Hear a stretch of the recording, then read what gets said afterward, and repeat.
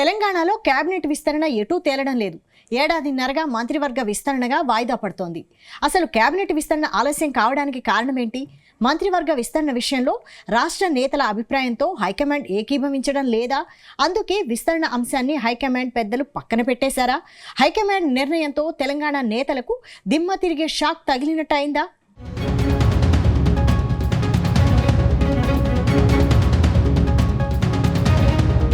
తెలంగాణలో కేబినెట్ విస్తరణ మళ్లీ మొదటికి వచ్చింది. నిన్న మొన్నటి వరకు ఉగాదికే మంత్రివర్గ విస్తరణ ఖాయమని ప్రచారం జరిగింది. అటు సీఎం రేవంత్ రెడ్డి గవర్నర్ను కలవడంతో కేబినెట్ విస్తరణకు ఏర్పాట్లపై చర్చించారని అన్నారు. ఇదంతా చూసి ఈసారి మంత్రివర్గ విస్తరణ పక్కాగా ఉంటుందని అంతా భావించారు. కానీ మళ్లీ మంత్రివర్గ విస్తరణకు బ్రేక్ పడినట్లు తెలుస్తోంది. ప్రస్తుతం తెలంగాణ రాజకీయాలన్నీ కంచెగచ్చుబోలి భూముల చుట్టూ తిరుగుతున్నాయి. ఈ వ్యవహారంలో ప్రభుత్వంపై పెద్ద ఎత్తున విమర్శలు వస్తున్నాయి. దాంతో కాంగ్రెస్ సర్కార్ ఇప్పుడు కంచెగచ్చుబోలి వ్యవహారం నుంచి బయటపడేందుకు నానా తంటాలు పడుతుంది. అందుకే మంత్రివర్గ విస్తరణ అంశం పక్కకు పోయిందని అంటున్నారు.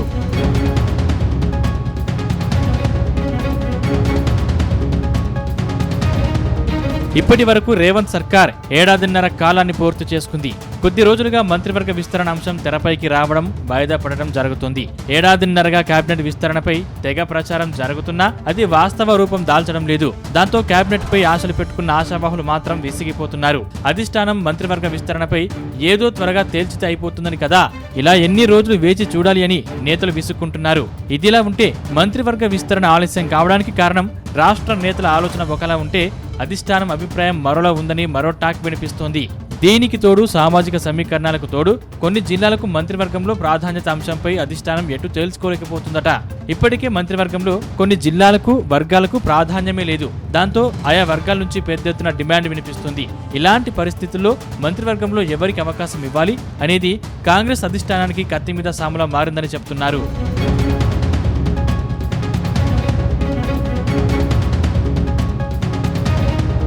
ప్రస్తుతం మంత్రివర్గంలో 12 మంది మంత్రులుగా ఉన్నారు. ఇంకా 6 మంత్రి పదవులను భర్తీ చేయాల్సి ఉంది. దీంతో ఆశావహుల సంఖ్య కూడా అదే స్థాయిలో ఉంది.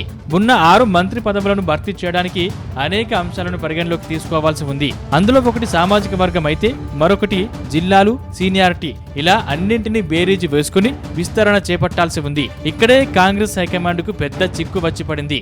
వీటికి తోడు గతంలో ఎన్నికల ముందు కాంగ్రెస్ లో చేరిన సందర్భంలో అధిష్టానం కొందరికి మంత్రివర్గంలో అవకాశం కల్పిస్తామని హామీ ఇచ్చింది. ఇప్పుడు ఆ హామీయే కాంగ్రెస్ కు పెద్ద తలనొప్పి తెచ్చిపెడుతోంది. అలా హామీలు పొందిన వారిలో కోమటిరెడ్డి రాజగోపాల్ రెడ్డి ఉన్నారు. రాజగోపాల్ రెడ్డి విషయంలో ఏం చేయాలో హైకమాండ్ డిసైడ్ కాలేకపోతుంది. ఇప్పటికే నల్గొండ జిల్లా నుంచి 2 మంత్రి పదవులు ఉన్నాయి. దీనికి తోడు ఆ 2 కూడా రెడ్డి సామాజిక వర్గం కావడంతో అందులో ఒకరు రాజగోపాల్ రెడ్డి సోదరుడు వెంకటరెడ్డి కూడా ఉండటంతో హైకమాండ్ ఇచ్చిన మాటను నిలుపుకుంటుందా లేదా దాటవేస్తుందా అనేది మాత్రం చాలా ఆసక్తిగా మారింది.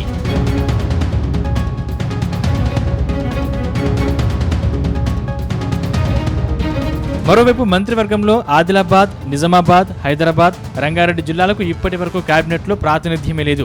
దాంతో ఈ జిల్లాలకు చెందిన ఎమ్మెల్యేలు తమకు అవకాశం ఇవ్వాలని హైకమాండ్ కోరుతున్నారు. ఇటీవల రంగారెడ్డి జిల్లాకు చెందిన ఎమ్మెల్యేలు ఇదే విషయంపై ఏకంగా అధిష్టానాన్ని కలిసి వినతి పత్రం కూడా ఇచ్చారు. దీనికి తోడు మంత్రివర్గంలో రంగారెడ్డి జిల్లాకు అవకాశం ఇవ్వకుంటే తాను రాజీనామాకు కూడా వెనకాడను అంటూ ఇబ్రహీంపట్నం ఎమ్మెల్యే మల్రెడ్డి రంగారెడ్డి ఏకంగా అల్టిమేటం కూడా ఇచ్చారు.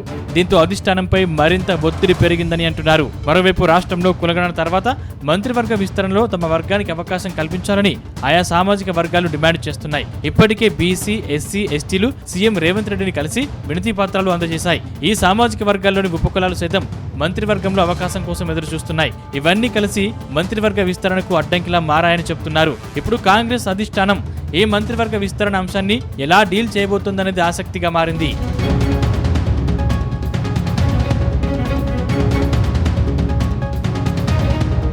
ఇదిలా ఉంటే మంత్రివర్గ విస్తరణను త్వరగా పూర్తి చేయాలని సీఎం రేవంత్ రెడ్డి భావిస్తున్నారు. మంత్రివర్గ విస్తరణ పూర్తయితే ఇక పూర్తి స్థాయిలో పాలనపై దృష్టి పెట్టవచ్చని సీఎం రేవంత్ భావన.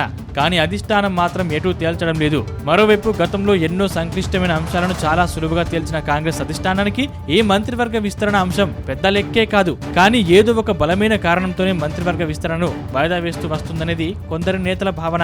మొత్తానికి కేబినెట్ విస్తరణ ఇప్పట్లో తేలేలా లేదు. ఏడాదిన్నరగా మంత్రివర్గ విస్తరణపై ప్రచారాలే తప్ప విస్తరణ జరిగింది లేదు. విస్తరణ ఆలస్యం అవుతుండడంతో ఆశావహులు విసిగెత్తిపోతున్నారు. మంత్రివర్గ విస్తరణ అయ్యేసరికి మళ్లీ ఎన్నికలు కూడా వస్తాయేమో అని నేతలు చెప్పుకుంటున్నారు. మొత్తంగా మంత్రివర్గ విస్తరణపై క్లారిటీ రావాలంటే మాత్రం మరికొద్ది రోజులు వేచి చూడక తప్పదని అంటున్నారు.